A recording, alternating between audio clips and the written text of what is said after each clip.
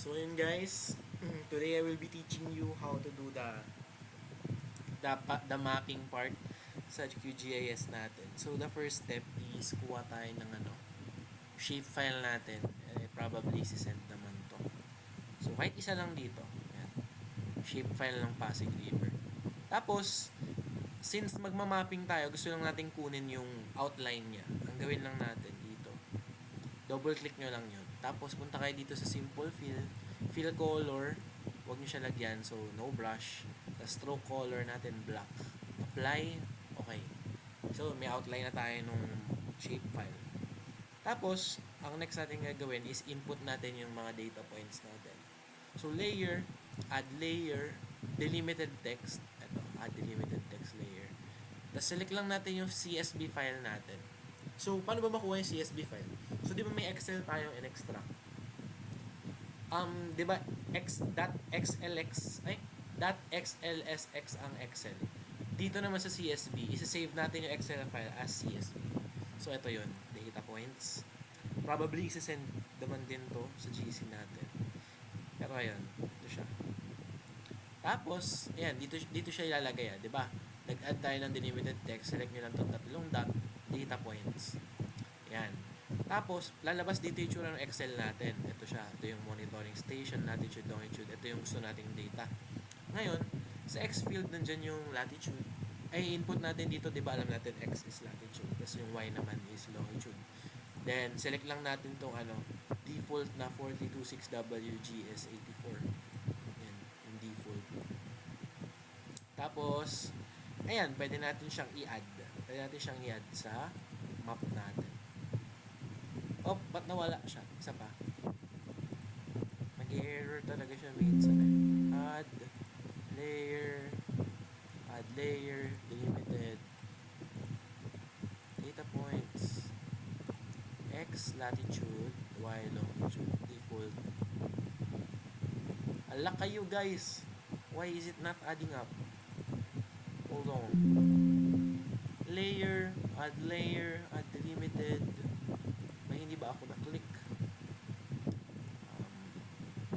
Latitude, longitude, when coordinates. Ito.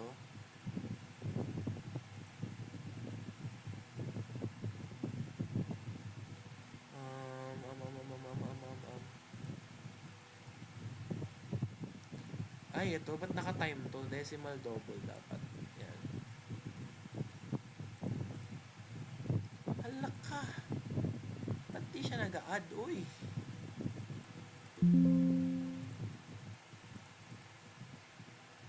Halaka rea. Halaka. Guys, skip nyo na lang to. Hold on. Why is it not adding?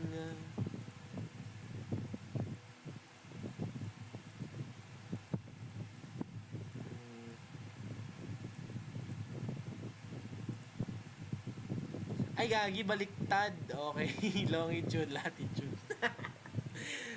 Sorry guys. I'm really sorry. Yan. Actually, kahit ano naman dito. O, by default na lang tayo. Default. Add. Yan. Bonak, baliktad siya. Ayan.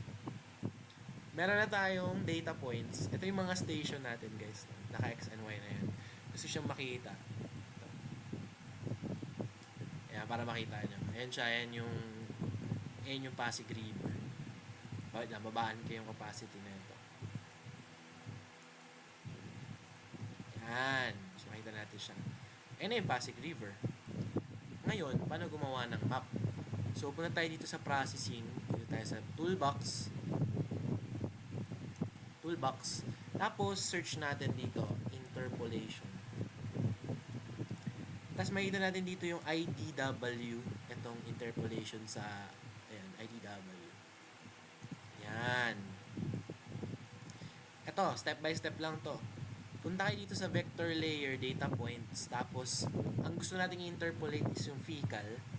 Tapos, add lang tayo dito. Yan. Yan, point siya. Fecal coliform. Tas ang extent natin is dapat calculate from layer tapos polygons. And then, eto, follow nyo lang ako dito. Dapat mga 0.00001. Mga ganyan. Ilang zero yan? 1, 2, 3, 4, 5. 5 na 0 tas 1. Ayan, tapos run analysis tayo. Wala ka. Ay, hindi ako nakaselect ng... Wait. Isa pa. Ulit. Alam nyo guys, mistakes is part of our process. Hold on. Vector layer. Yan. Ito. Extend. Calculate from layer. Polygons. Tapos, masyado atang 0.001 lang. Isa pa. Yan. Ilang zero yan? 1, 2, 3. 4 na zero lang guys. Tapos, yan. Run. Yun. Masyado atang marami yung ano natin kanina. Masyado siyang HD yung nagawa ko. Kaya nagka-error na siya. Pero yan. Ayan yung ano niya guys. Wait lang natin yan. Medyo matagal kasi. Ayan guys. So, I'm back no. Malapit na siya. 98%. Ayan. Yun. Nice one. Ayan na siya. Ayan yung itsura niya kapag yung mga data points natin in-interpolate natin. So, ang parang pinipredict niya yung hindi naman pinipredict. Siyempre yung process ng interpolation. Diba? Hinahanap niya yung mga next data points kung anong value nun. Diba? Using the existing, yung mga boundaries pa yung borderline. So, ayun, ang next natin, di ba makalat siya, like isang buong square siya. Kasi meron siyang rows and columns para pasok lang yung data points. So, ngayon, gusto natin siyang i-crop. Ika-crop natin yung interpolated image papunta dun sa river natin. So, punta tayo raster, extraction, clip raster by mask layer. So, input natin dito is yung interpolated. Tapos, yung mask layer natin, yung polygon. Tapos, ayan na. Okay na yun. Run. Bilis lang yan, guys. Tingnan natin. Yan. Ang galing. Okay. Ngayon, di ba wala nagbago? Tanggalin nyo lang itong interpolated layer. Ayan, right-click nyo siya. Right-click, remove layer. Papang! Ang galing. Ayan. Okay. Ngayon, patapos na tayo guys. Ang gusto lang natin, i-modify natin yung kulay para medyo presentable naman siya tingnan. Gawin ko lang dito yung data points ko, gawin kong white. Ay, ang laki naman masyado eh. Para naman yung mga yung mga pato sa dama. Konting liit pa. Mga 2 mm. Yan. Tapos, eto naman, pwede natin i-edit yung kulay na ito syempre. Ito. Right-click nyo lang to. Properties. Tapos, symbology. Ang pili nyo dito, single band pseudo color. Tapos, ayan. Itong as is nyo lang tong linear interpolation. Tapos ang color ramp, piliin natin yung yellow to red. Kasi yun yung sinuggest ni Sir Steph. Ayan, yellow to red. Ayan. Tapos, scroll down lang kayo dito. Scroll down ng, I think, ayan, okay na pala yun. Tama na ba? Okay. Ay, ito. Select natin dito. Double check nyo lang na yung lighter color is yung less value. Tapos yung red naman is yung heavier. So, apply lang natin yan. So, yan. Ngayon na itsura nung natin.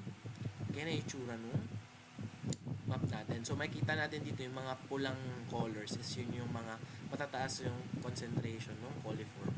Tapos, ngayon, punta tayo para mag-generate ng image or yung mapa mismo. Punta tayo sa print layout. Yan. Map.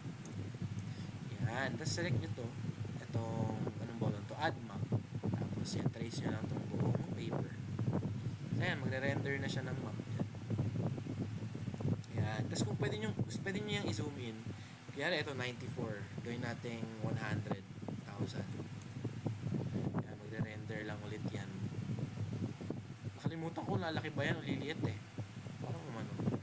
Gawin natin 80,000.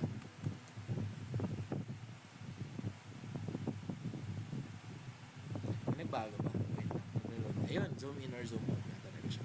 So, ayun. Tapos, pwede tayo maglagay dito ng legends, diba? Pag may mapa, may legends. Ang gawin mo dyan, ito yung mga ayaw natin makita eh, diba? So, ano natin yan. Ayan. Select natin dyan, layout. Tapos,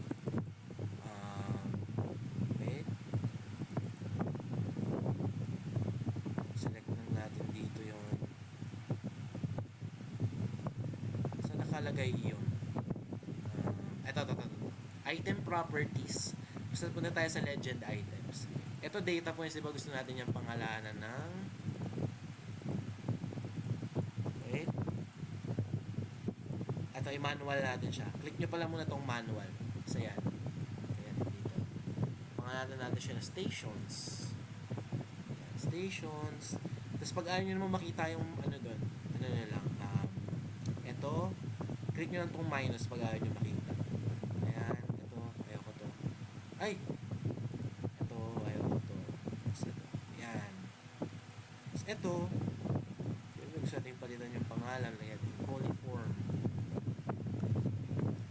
Ayan. Tapos ito naman, palitan natin yung suffix ng minimum, gawin natin low. Ito yung high concentration. Ayan. Ayan na. Tapos na kayo guys. Tapos export nyo na lang to gamit ito. Itong export as image. Maging ano na siya. Ayan na. Okay na yan. Tapos na.